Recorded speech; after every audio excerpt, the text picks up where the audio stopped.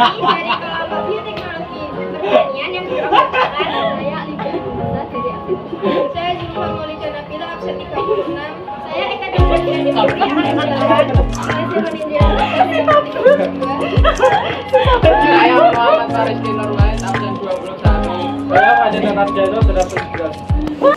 Bioteknologi berasal dari kata bios, yaitu hidup, tekos, yaitu alat, dan logos yang artinya ilmu.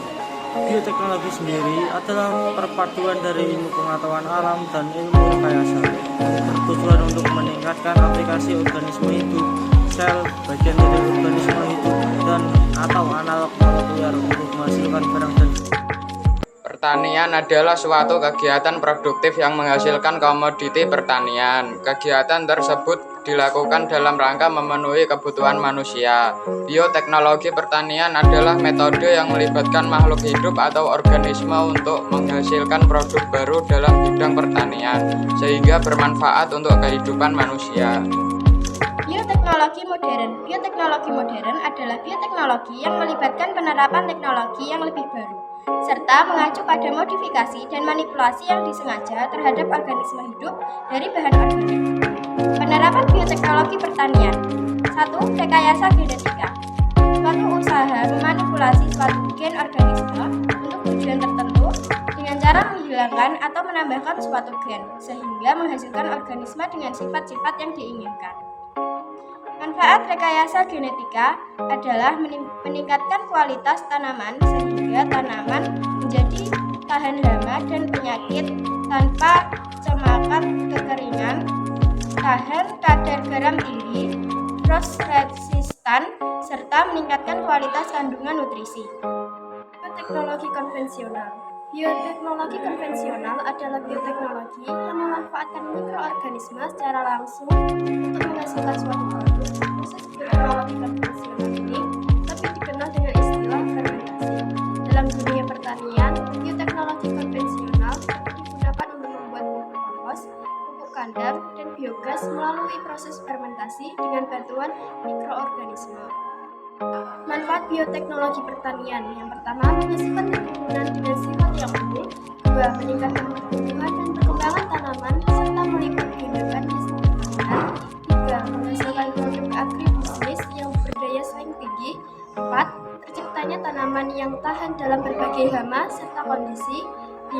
Terciptanya tanaman yang dapat membuat pupuknya sendiri. 6. Mengurangi pencemaran lingkungan serta menekan biaya produksi.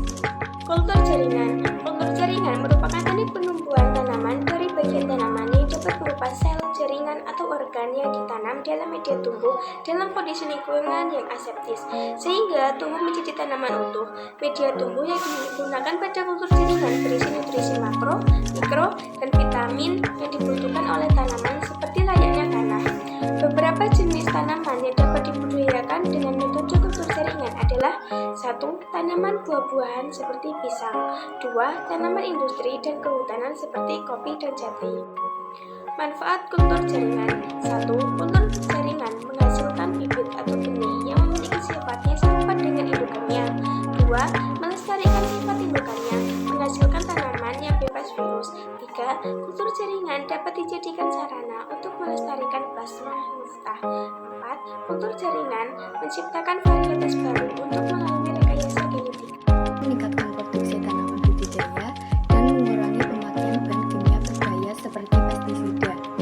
Melalui rekayasa genetika, suatu tanaman dapat direkayasa agar dapat tahan terhadap serangan hama atau membunuh hama dari serangan tanaman tersebut, sehingga dapat meningkatkan hasil produksi tanaman. Juga dapat dirancang untuk tahan terhadap herbisida dan insektisida. Yang kedua, melalui rekayasa genetika dapat dikembangkan pula kacang tanah dan kacang kedelai yang tidak menimbulkan reaksi alergi bagi yang mengkonsumsi. Yang ketiga, tanaman transgenik lain yang telah dikembangkan adalah beras yang mengandung zat besi dan vitamin A. Beras yang mengandung vitamin A dikenal dengan nama golden rice. Golden rice dikembangkan dengan cara mengambil gen pengkode pembentukan provitamin A atau beta-karoten pada tanaman wortel atau pada tanaman lain, kemudian menyisipkannya ke dalam gen tanaman padi. Ketika kita mengkonsumsi golden rice, provitamin A yang terkandung dalam beras tersebut akan diubah oleh tubuh menjadi vitamin A. Golden rice memiliki potensi yang sangat besar untuk mengatasi masalah kekurangan konsumsi vitamin A. Kemudian dari kelompok kami, terima kasih telah menyaksikan.